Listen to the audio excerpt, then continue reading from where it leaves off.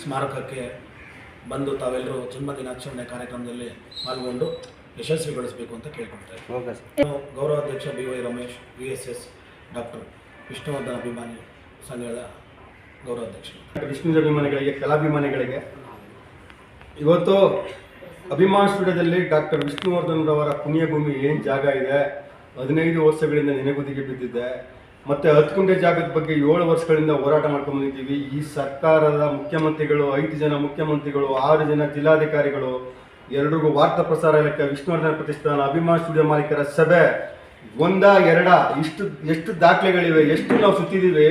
ಆದರೆ ಈ ಅಭಿಮಾನ ಸ್ಟುಡಿಯೋ ಮಾಲೀಕರು ಇವತ್ತು ಏನು ಮೈಸೂರಿನಲ್ಲಿ ಸ್ಮಾರಕ ನಿರ್ಮಾಣ ಅಲ್ಲಿ ಉದ್ಘಾಟನೆ ಆದಮೇಲೆ ಅವ್ರನ್ನ ಹಿಡಿಯೋಕ್ಕಾಗ್ತಾ ಇಲ್ಲ. ಅವರ ದೌರ್ಜನ್ಯ, ದರ್ಪ, ದುಂಡಾವರ್ತನೆ ಜಾಸ್ತಿ ಆಗ್ತಾ ಇದೆ. ನಡುವೆ ಅಭಿಮಾನಿಗಳು ಕಾಯ್ತಾ ಇದ್ದೀವಿ. ನಾನು ಒಬ್ಬ ಸಂಘಟನೆ ಲೀಡರ್ ಆಗಿ ಗೌರವಯುತವಾಗಿ ಅವ್ರ ಹತ್ರ ಕಳೆದ 10 ವರ್ಷಗಳಿಂದ ನನ್ನ ಜೊತೆ ಎಷ್ಟು ಅನ್ಯೋನ್ಯವಾಗಿದ್ರು. ಆ ದಾನವಾಗಿ ಕೊಡ್ತೀನಿ ಅಂತ ಹೇಳಿದ್ರು. 10 ಗುಂಟೆನ ಒಪ್ಪಿಗೆ ಪತ್ರ ಬರ್ಕೊಟ್ಟು DC ಎಲ್ಲ ಸರ್ವೆ ಮಾಡಿ ಸ್ಪಾಟ್ ಬಂದು ಎಲ್ಲ ರೆಕಾರ್ಡ್ ಇದೆ.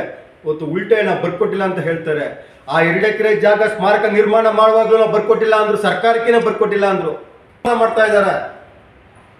ನಾಚಿಕೆ ಆಗ್ಬೇಕು. 15 ವರ್ಷ ಚಿತ್ರರಂಗದಲ್ಲಿ 35 ವರ್ಷ ಎಷ್ಟು ಕಷ್ಟಪಟ್ಟು ಇವತ್ತು ಎಂತೆಂತ ಎಲ್ಲರೂ ಎಷ್ಟು ನಿಷ್ಠುರಗಳು, ಎಷ್ಟು ಗಲಾಟೆಗಳು, ಎಷ್ಟು ಅವ್ರ ಮೇಲೆ ದೌರ್ಜನ್ಯ ಮಾಡಿದ್ರು, ಸಹಿಸ್ಕೊಂಡು ಅವರು ಚಿತ್ರರಂಗದಲ್ಲಿ ಬದುಕಿದ್ದಾಗ ಅದಿದ್ದು ಮಾಡಿದ್ರು.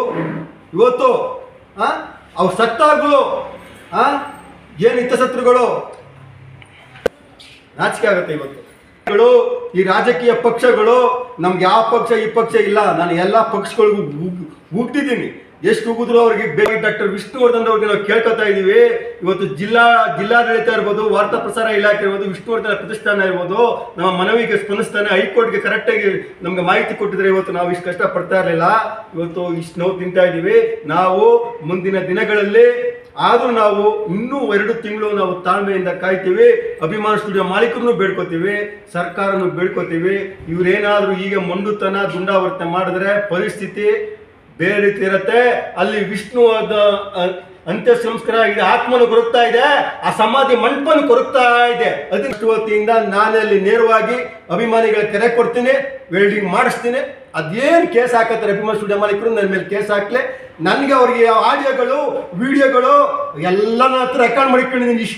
ಇಷ್ಟು ಮಾತಾಡಿರೋ ಇವೆಲ್ಲ ಸರಣಿ ಇರುತ್ತೆ ಬಿಡ್ತೀನಿ. ನಿಮ್ಮ ಮಾನ ಮರ್ಯಾದೆ ಎಲ್ಲ ಸರ್ಕಾರವಾಗಿ ಪುಣ್ಯಭೂಮಿ ಸೇವಕ.